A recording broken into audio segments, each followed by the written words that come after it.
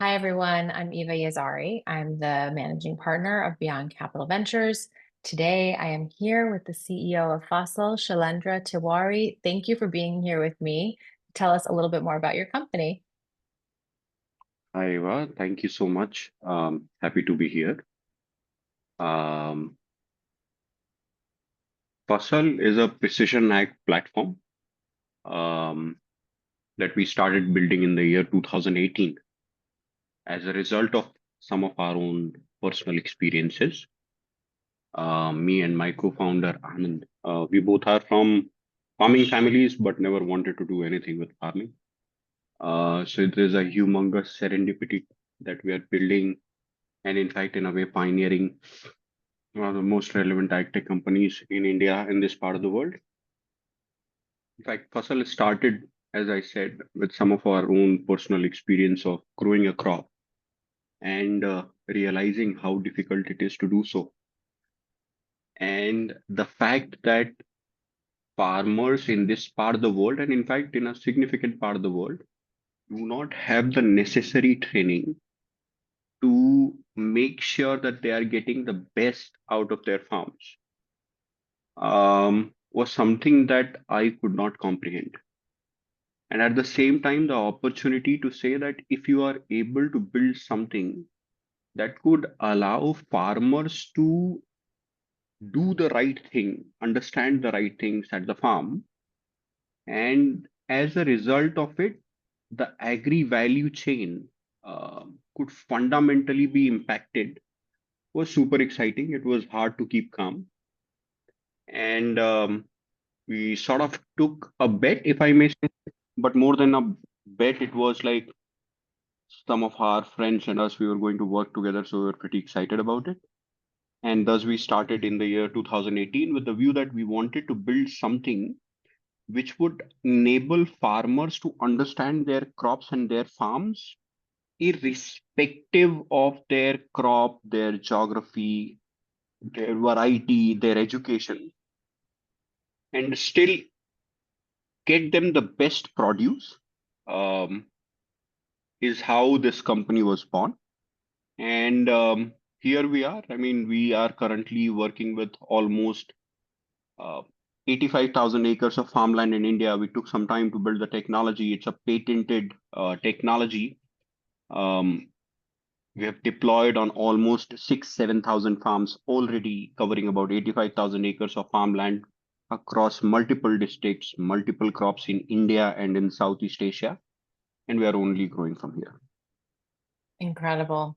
And tell us a little bit more about the role that technology plays in your company. Not only the tech that we perceive to be digital, but even the physical technology that Fossil utilizes.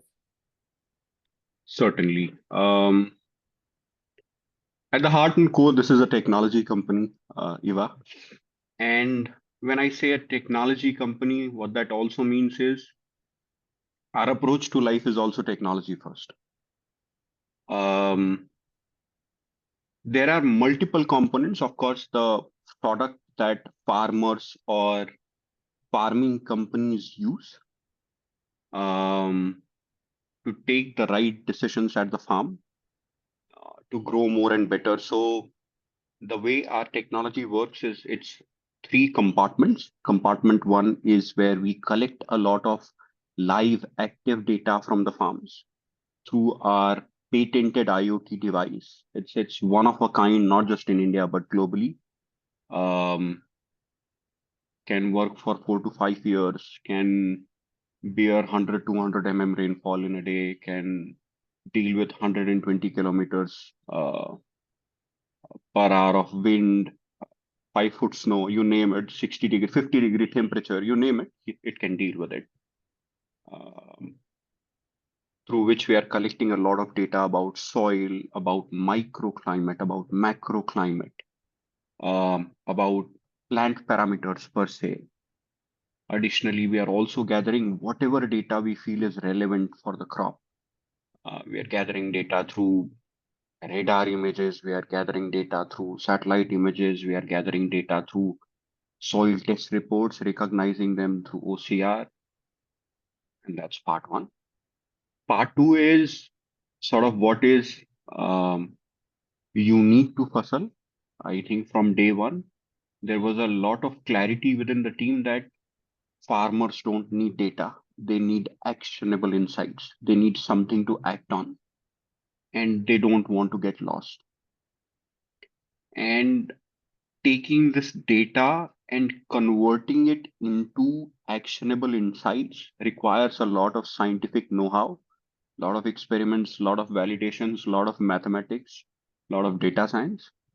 So at the core is what is very, very special, the ability to create or view agriculture through this data in a very scientific manner and consume bite pieces of information that farmers can utilize in their day-to-day life. So it seamlessly integrates into their decision making. They don't have to um, figure out a way of finding tables and charts and bars and graphs.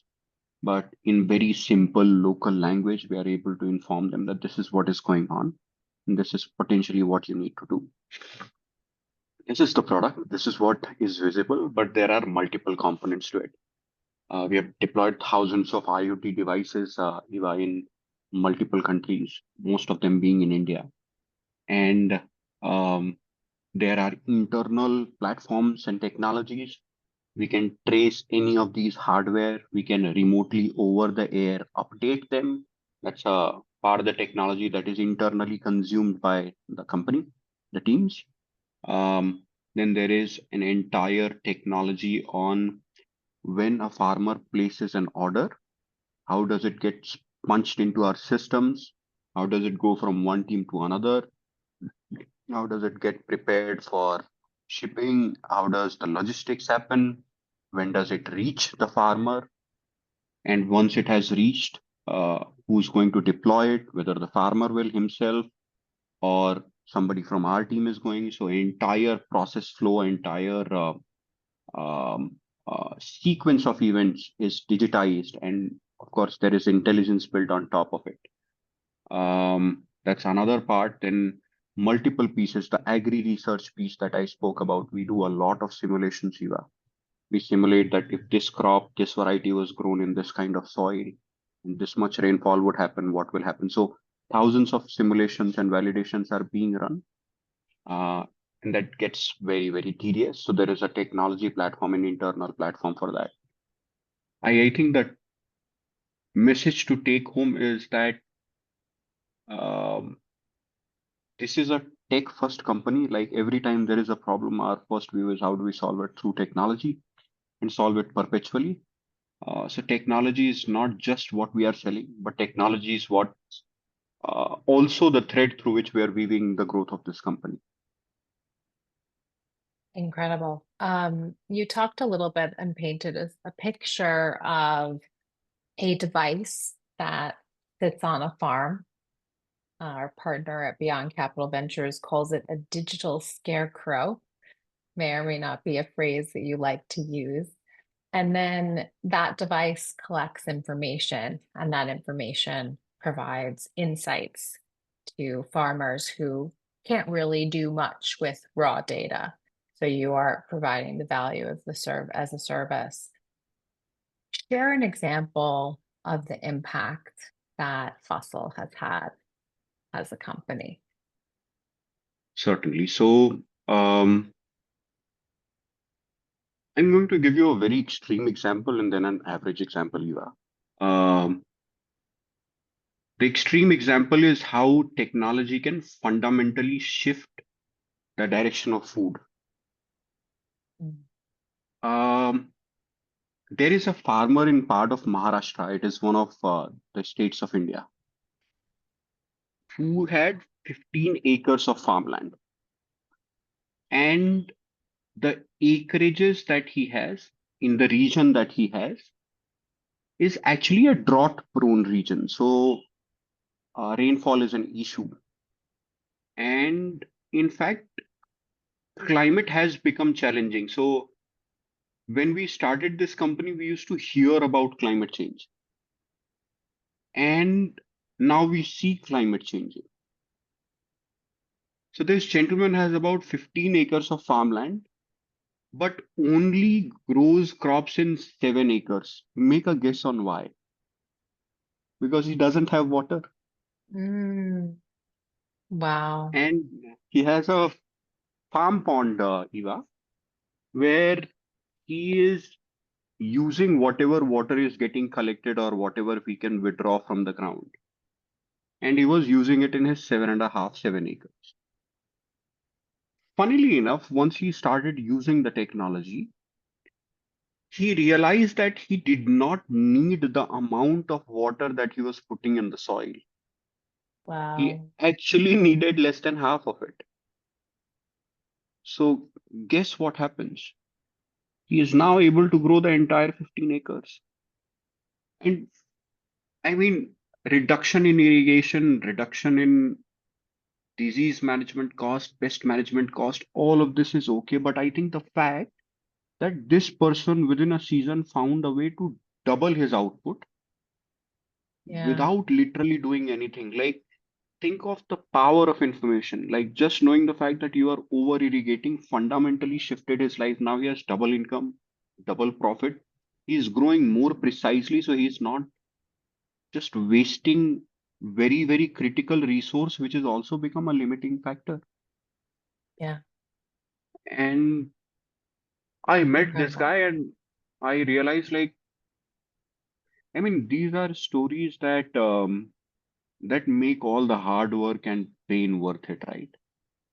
I mean, Hmm. in a way, saying that you are selling frontier technology to farmers in itself is a dichotomy. But when you start hearing these kind of examples, you suddenly realize, I mean, we have just gotten started. We only commercialized about 2 years back. But imagine what will happen, how this information symmetry will compound over the next 5, 10, 15, 20 years. This is one extreme example. I'll give you an average example. So, on an average, Eva, you could talk of maybe another farmer. Let's take um, somebody whose testimonial I've showed to a lot of people. So, this farmer has black soil. So, black soil holds a lot of water. And he was told by everybody, and this is again wisdom coming into picture. He was told by everybody around him that you should not grow pomegranate here because the water wouldn't drain. And he took a risk and also came to know about Fasal. The risk was that if he would plant the crop and the crop wouldn't grow in the way that is needed, he will lose money. He will lose the initiation cost. And he planted it. He also took the Fasal solution, planted it on his crop, realized that the soil was not really that much clay.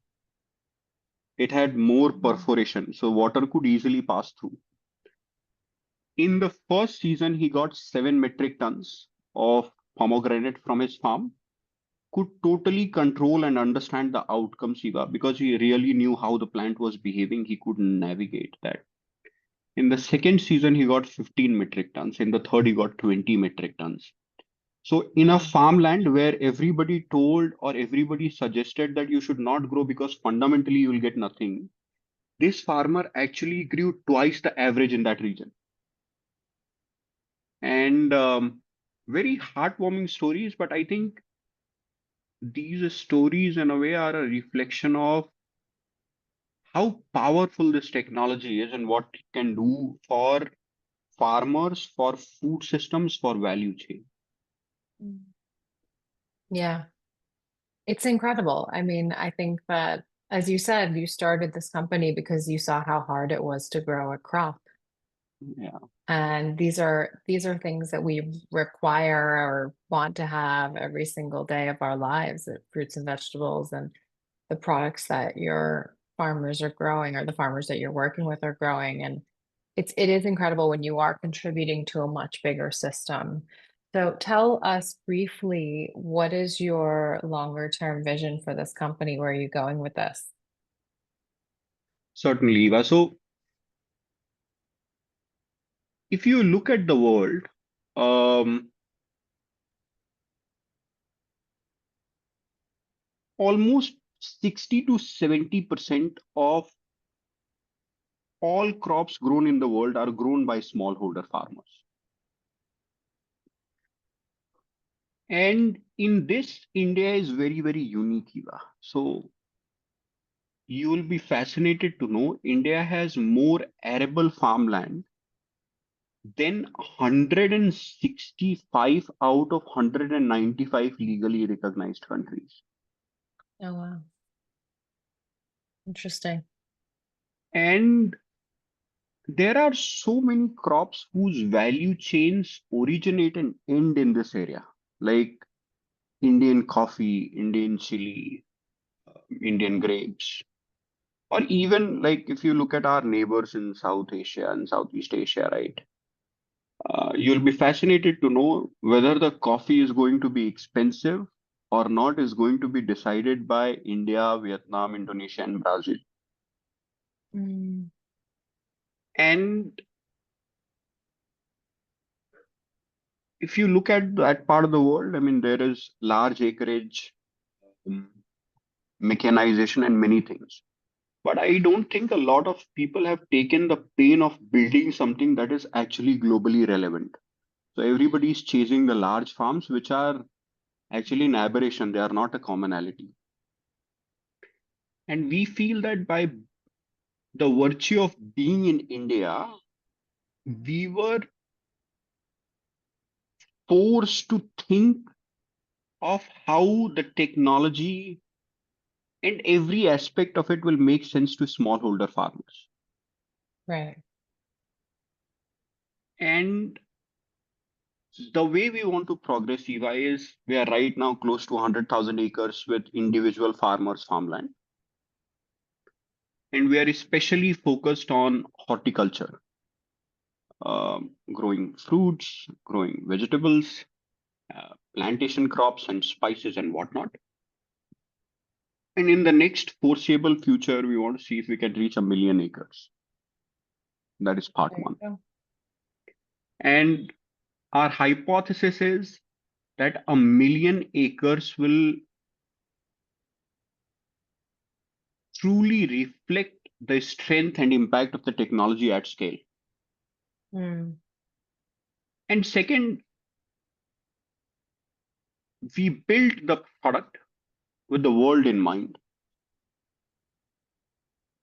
And we want to go and see in other parts of the world where we can be useful to farmers, where we can build stories like the ones that I shared with you, where we go, how we go, when we go.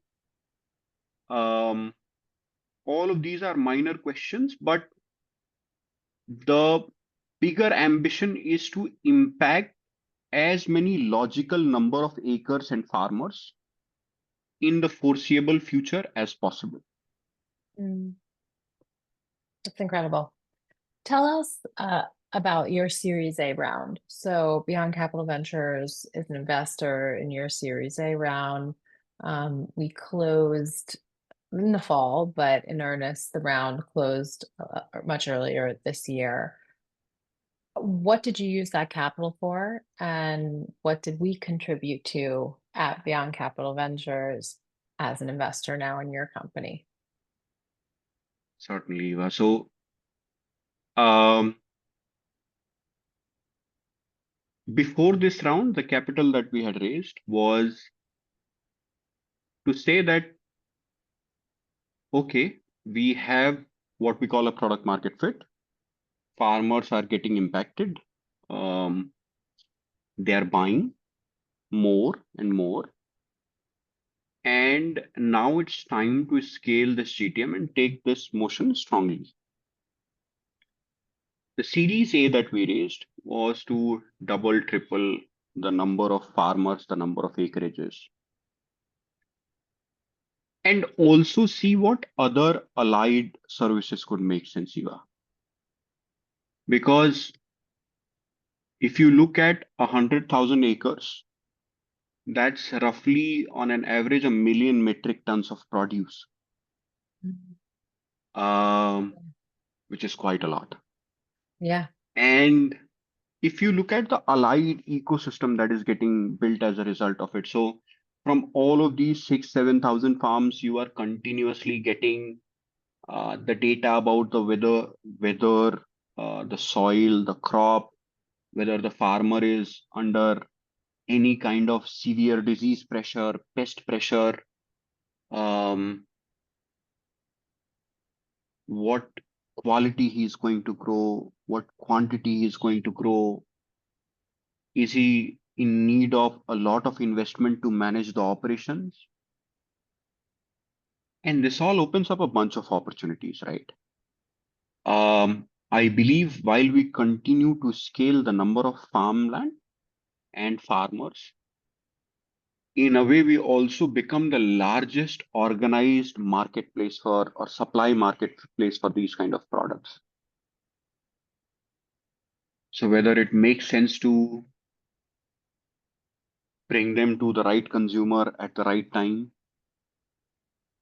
whether it makes sense to find partners who can insure the farms in adverse climatic conditions, because we are getting that sense that it is raining 100 mm, 200 mm. And if we have that data, if we have the ability of uh, getting visibility on the farms, can we mobilize uh, insurance?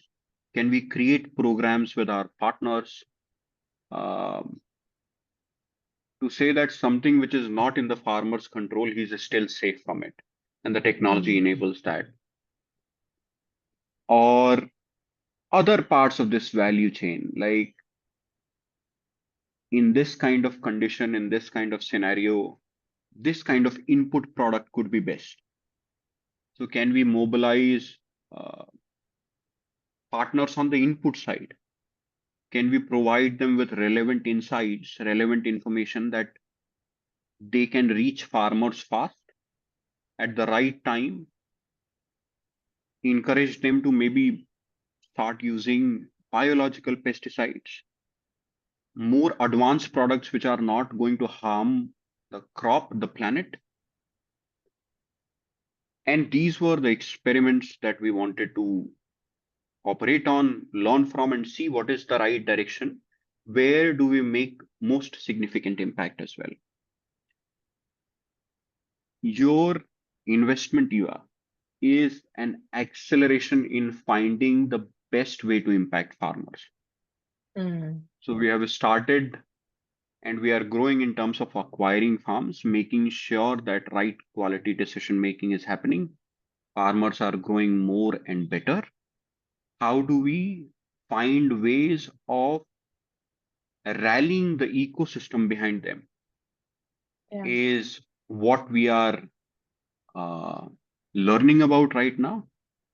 And your investment gives us time, uh, gives us opportunity to hire high quality talent, and it gives us the opportunity to reach as many partners and farmers. Thank you. So before we go, just to get to know you, Shalendra, a little bit more personally, what book is on your nightstand right now? Um, so I do try to read a bit, uh, That's good. but unfortunately,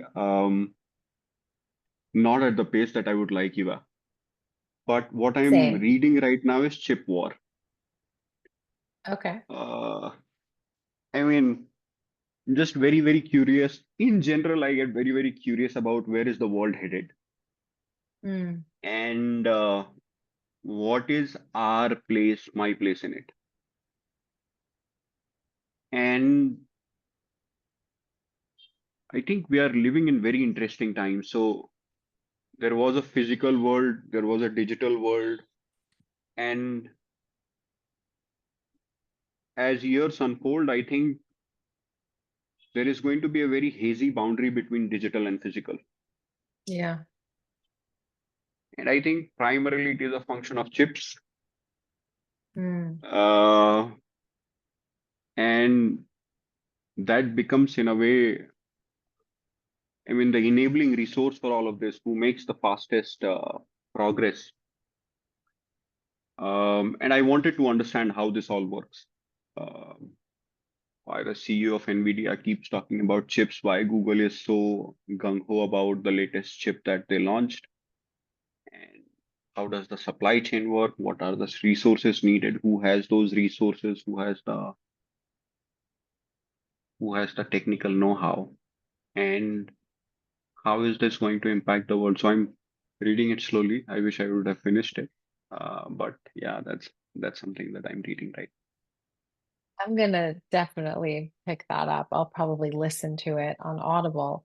But Shailendra, it's been such a pleasure to get to know you and your company better. I'm sure that all of our investors and those that are listening to this conversation have learned something from you. So thank you so much for your time, and I'll let you continue your day since it is night for me and it is day for you in Bangalore, India. Thank you.